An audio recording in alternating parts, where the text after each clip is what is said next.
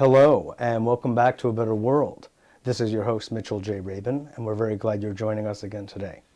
Today we're going to have another very interesting show. As you know, we like to feature what we consider to be cutting-edge technologies, especially in the domains of healing and spirituality. The interface, you could say, of ancient technologies with modern. Well, today we're very pleased to have with us Garnett Dupuis, who is a consultant, a research and development consultant in mind-body technologies. He's been doing this kind of work for many years, helping to brainstorm what is becoming the newest, latest kind of technology to serve humanity in this most interesting way. This way in which you could say we're all developing, the way we're going, our destiny, and to take advantage of the latest breakthroughs in computer technology wedded with ancient principles is the kind of work he has been doing for a long time, and we're very glad that he's here to discuss this latest breakthrough called universal energetic balancing with us today. Something that has begun to just break through into this country, and it's just at its earliest stages. So this is one of the first encounters you will have with it, and I think you'll bring a lot more about it as time goes on. Good. Thank you, Mitchell. Absolutely. Garnett, great to have you. My pleasure. Good. So first of all, your background is really very interesting, and it's kind of like a newly formed kind of vocation, you could say, yet it's becoming more and more vital to the expansion of our minds on this planet. How did you get involved in this particular latest technology that you're working on with what we refer to as universal energetic balancing? Well, how far back can we go? Let's not go that far. Okay. I've always had an interest in the behavior of nature, why things work the way they do, and how we work the way that we do. I think everybody gets pointed in that direction, one way or the other. Many of us, because things hurt, we have pain, we suffer, and we wonder how to make that less. And when we're not suffering, usually we want to have fun. And so there's the whole excitement of pleasure and exploration and feeling good. To me, they both point towards the same target, and it's the understanding of the behavior of nature, the behavior of life. And whether it's with the extraordinary organism of our own body, whether it's the planet Earth, or any of the things that I still see as nature, I can't quite understand the differentiation that a house built in a tree with twigs by a bird is nature, and yet a home built with wood and cement by a man somehow is civilization and different than nature. I've never understood this kind of dichotomy that what we're doing as humans is natural. Sometimes in nature things appear destructive, sometimes they appear beneficial, usually it's the point of reference.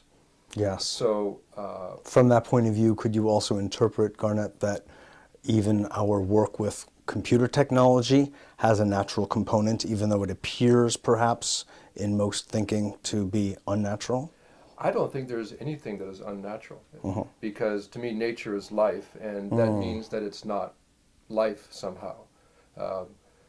To me, if you make that kind of separation, it forces you into a dualism. And any kind of dualism that is an aspect of separation, to me, creates a problem.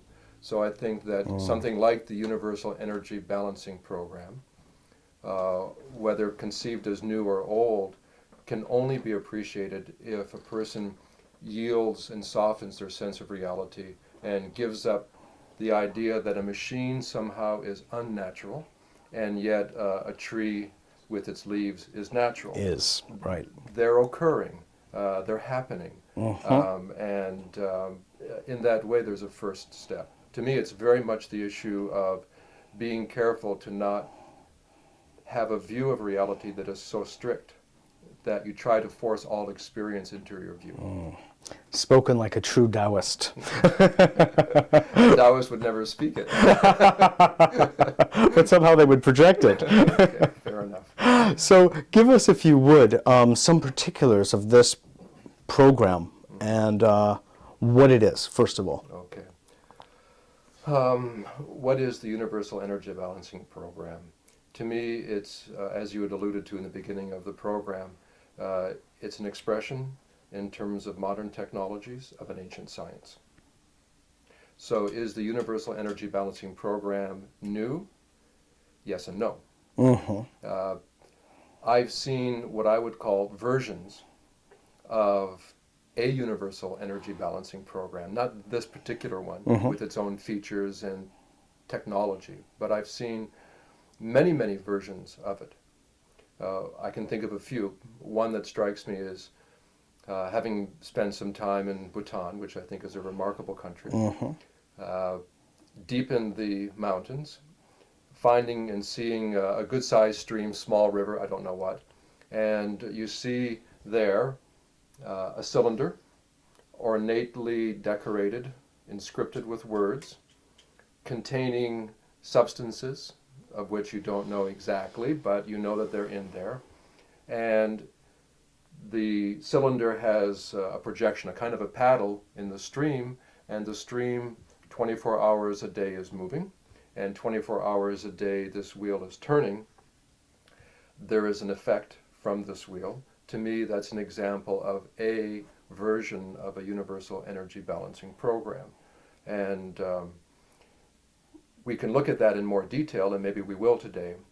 But another example that maybe is... Are you suggesting, Garnett, that that is perhaps acting as, or is, a prayer wheel?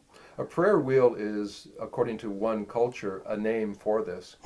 But I don't want to confuse anybody to think that a universal energy balancing process, including this particular program, is one that is confined to a culture, is confined to a religious belief. Cultures extract this from nature. Religions take advantage of this from nature. Yes. But they don't originate it. So it appears in all kinds of forms. Sure. And if you recognize on a fundamental level what's going on, you see it everywhere. To choose an example from... What you're referring to, in a sense, is this idea of something moving or spinning or flowing and repetition. Yes and yes, combined with intention, combined with sometimes substances, mainly meaning combined with information. Information linked with intention, linked with the mechanics of movement, are pretty much fundamental to this category of benefit. To me, one of my very favorites, I happen to have been raised Roman Catholic. In the church, oftentimes you'd see votive candles. Now, a votive candle is an extraordinary device because a person comes with an intention in their heart, call it a prayer, call it a wish, call it whatever you want, an idea. Aspiration. An aspiration. And with that aspiration, they excite a process, they light the candle. And the idea is, as long as that candle is burning, moving, alive, we'll talk about that in a minute, that intention is being excited, that intention is being conveyed, that intention has an effect. And for anybody that doesn't think that it does, honestly and simply, I think they're mistaken, because it does. Now let's take it away from the religious context. Keep a candle burning in the window for me, right? Sons sent off to war, sailors off to sea. A person leaving the home frequently was held in the person's heart at home, and a candle was left burning in the window. Now, what does that mean? Well, the simple thought is, well, the person can see the house when they're coming from a distance. They know where their house is. Yes. But that candle burning in the window is a device. You say, well, it's not really a device, it's a candle, whatever you want to call it. It was made by a man, by a human being. It didn't grow on a tree like that. It was made by a human being, so it's confounded, it's concocted, it's made. I think it's natural. It's a natural expression of the human being. And then something is done. Once it's devised, then excitation is added to it. It's set aflame. Now, what is fire? You got me. Fire is incredible. It's amazing. So is water. Sure. But You're speaking my language. I think we're part of the same planet. I think so. Okay. As long as that candle is burning, something is happening. And if a person is sensitive and open-minded, let's say open-beinged or something, Or open-hearted. open-hearted, that they know that there is an effect occurring, and the person on the receiving side, if that's the way, also knows. A third example, just to round it off, one, I have a favorite fourth, maybe we'll get to it, but one that in most people's minds has been resurrected these days is this amazing, extraordinary thing called a flag. Flags have always been connected, symbols have always been connected with identification, with personality, with the group. It's a kind of a meanness of sorts. A flag waving. Now, yes, we can think of perhaps prayer flags if you jump to the Tibetan model, but Sure. I'm not saying that. I'm just saying national flags. Mm-hmm. The American flag, for example, any flag. What is it about a flag? Is it just the psychology of seeing it visually and identifying with it only on a psychological level? It exists on a psychological level, but it's a great deal more. That symbol is the repository of a tremendous amount of identification. It's a tremendous amount of aspiration, of belonging, of home, of courage, hope. So many things. Indeed. Into the symbology of the flag. Nobody has the same flag, except we share certain flags like the flag of surrender. Mm-hmm. Right. However, in this case, a national flag. When that flag waves, why is it so important? Why will soldiers in the military risk their life for the honor of the flag? Right? Do not leave the flag behind. To capture the flag. There's an indication there that a flag is an example of a, perhaps the words aren't exact, but generally speaking, a universal energy influence. I don't know if I can say balancing in this case, but a universal energy influence that certain people use. Or at least gathering. At least a gathering. At least to gather. I want to go into something. I want to refer back actually to the idea of the flame, because I want to get a little bit more into the nuts and bolts, if you will, of the universal energy balancing program that you have helped to devise and design. Because I think that's important for people to hear about, because this is direct application to the upgrading, if you will, and balancing of people's lives.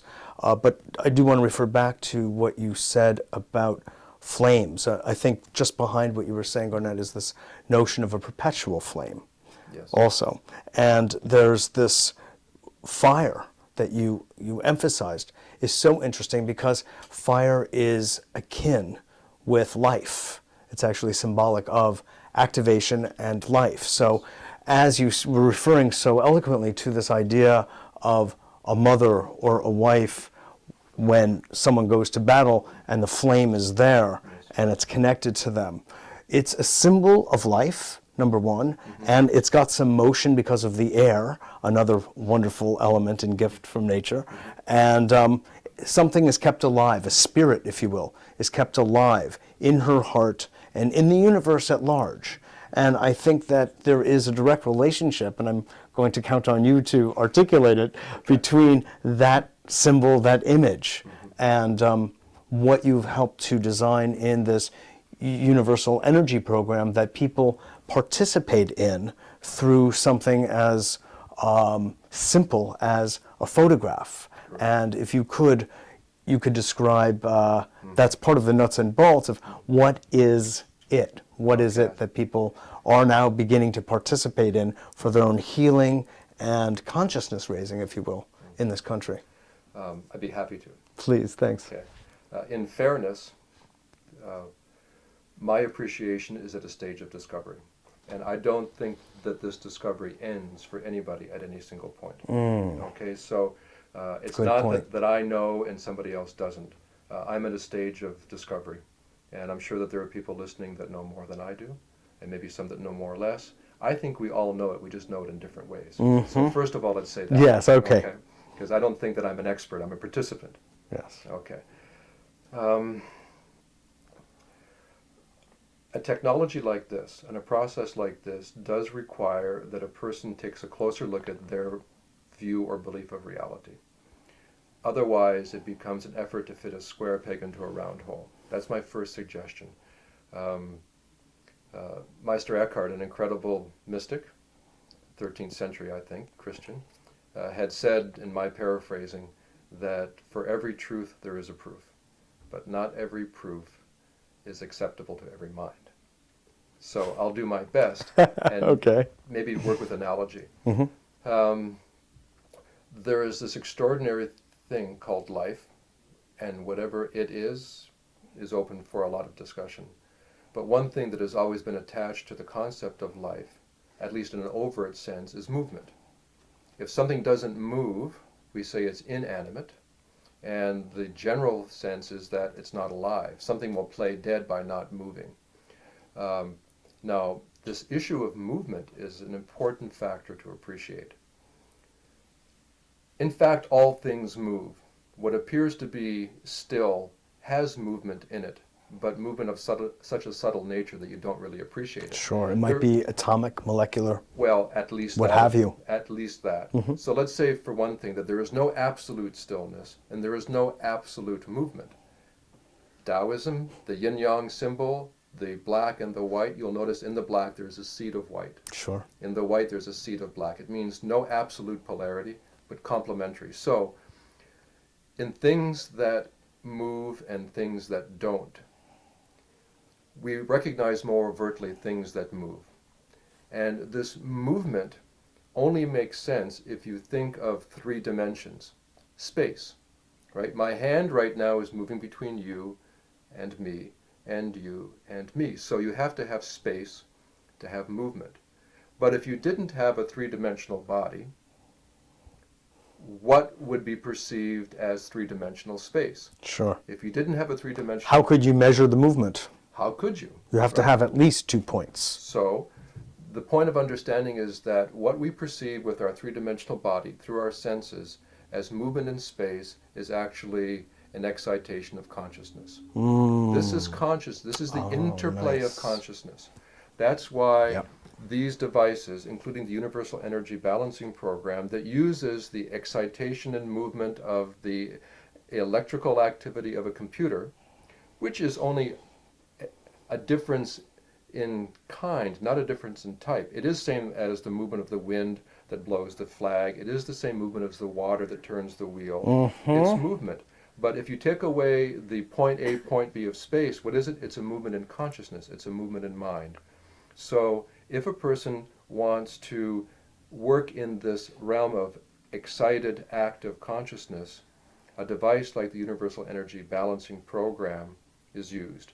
You take a photograph.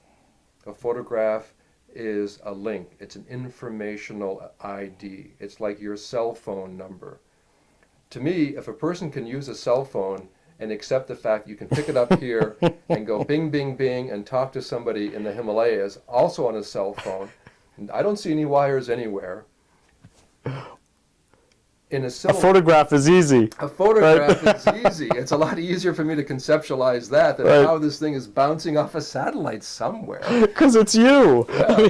Right? And so that's your ID. That's your cell phone number. And it goes into the process.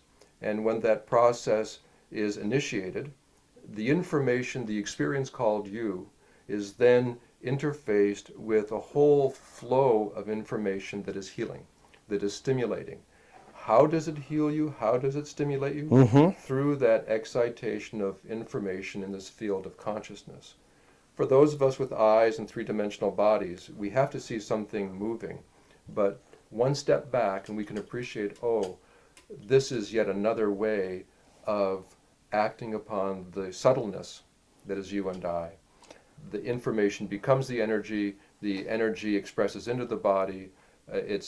You could say indirect, but it's just the way that nature behaves.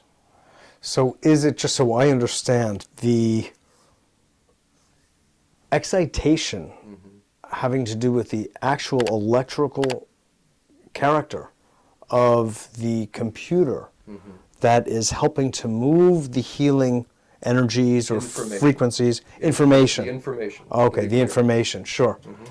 To the photograph that has been scanned into the program. Which is an information pattern as well. Which is another. So basically you have two sets of information that are now interacting. Correct. And that interaction creates an excitation.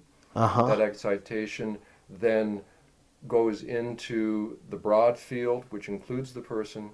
That excitation then directs the energy, and then the energy then moves the substance. You know, if you think that there is a wagon, and the wagon is the substance, and there's a horse that's pulling the wagon, that's the energy. And then there is a driver that is directing the horse, that's the information.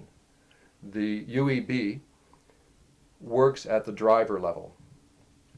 The driver can get the horse to go where the driver wants, and the horse is going to pull the wagon. So this is not the wagon, this is not the horse. The Universal Energy Balancing Program is the driver? The driver. Okay. All right. Very interesting. Now, you say there's this information exchange which leads to healing. Well, what have you seen as a result of people submitting their photographs and going through this process? You know, it's interesting because the idea of healing is itself its own subject. Well, because God knows. It depends on how you define healing. Indeed. What we want to do is we want to wake up. We want to be better, and we think that always means feel better.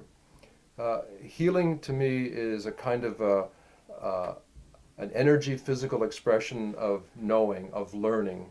You know, what we do mentally, that's kind of like a physical energetic reflection of it. So people do heal, but to me, more importantly, people become more aware, they wake up, and the healing sometimes is a change in attitude, which causes everything else in their life to change.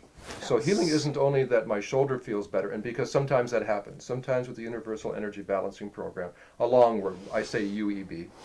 With the UEB, people have physical complaints that become less of a complaint.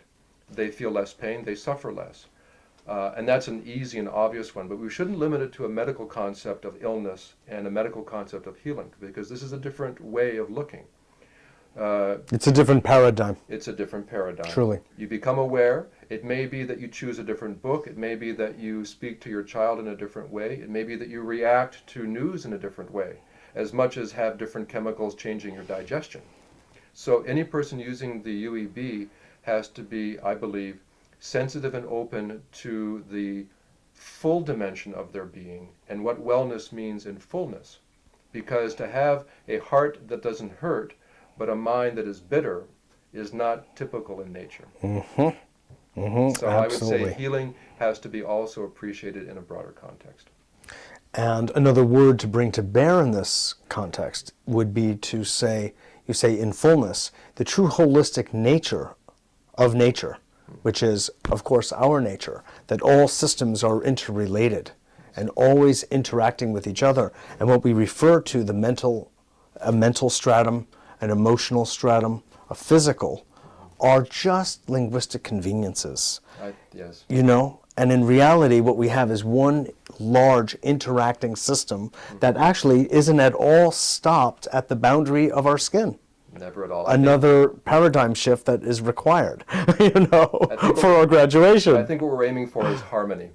Water stays wet, fire still burns, and that we need to respond naturally to our experience. Yes, indeed. I think the UEB works in that way. Oh, that's beautiful. Beautiful. So there's really no level on which it's not touching, and it, in a sense, helps to perhaps unify an understanding, if you will. I mean, it has that kind of intelligence coming through it. Information unifies every dimension of life. That's why the this information does. Information, period. You can't find a dimension of life that is not information rich. That's for sure. So the UEB works in a unified way because of information being unified.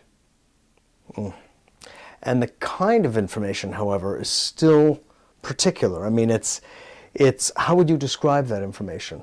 Well, In brief. in brief, the information includes plants that are helpful. It includes ideas that are helpful. It includes an entire range of substances from nature that are helpful. It includes patterns and expressions of geometry that appear more in the intellect or abstraction, but is still nature. So information that is known to be helpful is excited into the system to help the system heal itself. I don't know. It's a lovely topic. I'd love to talk more. Yes, indeed. It's so rich and boundless, if you will. It is. You make reference to geometry, and my understanding is that, in fact, there is an aspect of sacred geometry, as we refer to it, and sacred sound. Could you encapsulate what that is? Sure. I think all geometry and all sound is sacred in the sense that all life is sacred. I had a feeling you were going to say But that. there are certain appreciations in geometry and sound, other such fields that are used to especially help excite and harmonize, and those are the ones we focus on. I see. And you do that, no doubt, because you see that to be especially efficacious. We like to do what works. Right. Well, Garnett, this has been just wonderful. I mean, I feel enriched, actually, from the conversation and from the notion that, the fact that UEB is here for people to enjoy and sup from, if you will. And I think it's a real significant contribution. The more the merrier. Absolutely. Garnett, thank you very much for being a pleasure, guest on the Mitchell. show. Okay. Well, you heard it, folks. You really now have a window into some of the new kind of technology, old new, if you will, that is percolating on the scene. This is really the cutting edge of what's happening in the healing world, and while this is going on, the entire concept of healing is also commensurately expanding. So thanks so much for joining us. I hope this was enriching for you too. If you want more information, please feel free to contact us and we'll gladly get that to you.